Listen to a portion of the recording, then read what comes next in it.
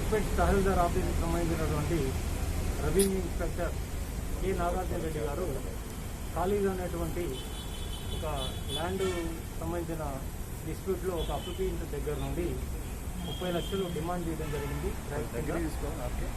దానిలో భాగంగా 30 లక్షల నుండి ఈరోజు 15 లక్షలు షేక్పేట్ తహసీల్దార్ ఆఫీస్ పక్కన ఉన్నటువంటి మోటార్ సైకిల్ షోరూమ్ పక్కన తీసుకుంటుండగా మేము రెడ్ హ్యాండెడ్గా పట్టుకోవడం జరిగింది. ఈ ల్యాండ్ డిస్ప్యూట్ రోడ్ నెంబర్ 14కి సంబంధించిన ఒక ల్యాండ్లో survey number TS survey number 1917కి సంబంధించిన డిస్ప్యూట్, దానికి సంబంధించిన 1 ఎకరం నా ల్యాండ్ ఉంది, దాన్ని సర్వే చేసి పెట్టండి ఖాళీగా అనేటువంటి వ్యక్తి ఎంఆర్ఓ గారికి అప్లికేషన్ పెట్టుకోవడం జరిగింది. ఆర్ఐ గారికి ఫార్వర్డ్ చేయడం జరిగింది. కానీ దానిలో భాగంగా ఈరోజు అతను రెవెన్యూ ఇన్స్పెక్టర్ కలవగా ఇంతకుముందు అతను సర్వే చేయడానికి దీనిలో ఉన్నటువంటి రెవెన్యూ అధికారులని హెల్ప్ చేయడానికి అతను 30 లక్షల రూపాయలు రెవెన్యూ ఇన్స్పెక్టర్ గారు నాగార్జున డిమాండ్ చేశారు.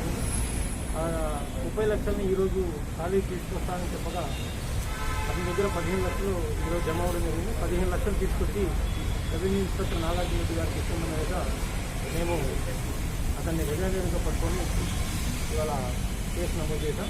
ఇన్వెస్టిగేషన్ నడుస్తూ ఉంది.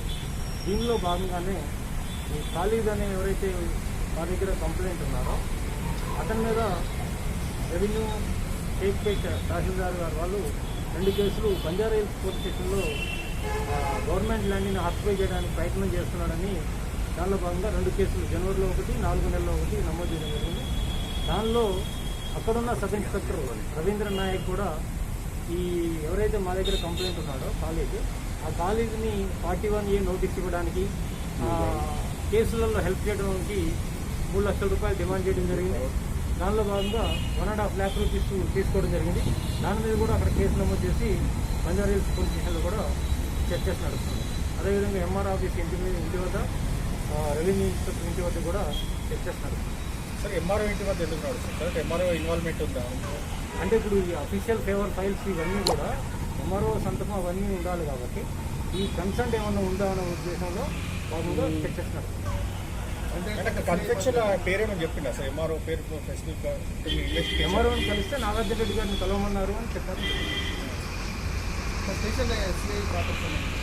దాని మీద అక్కడ ఎంక్వైరీ నడుస్తుంది. అక్కడ వెరిఫై సార్ అంటే ఎప్పుడు ఇచ్చేస్తారు? 1.5 లక్షలు ఎక్సైడ్ 2 విడతలకు ఇచ్చారు అక్కడ.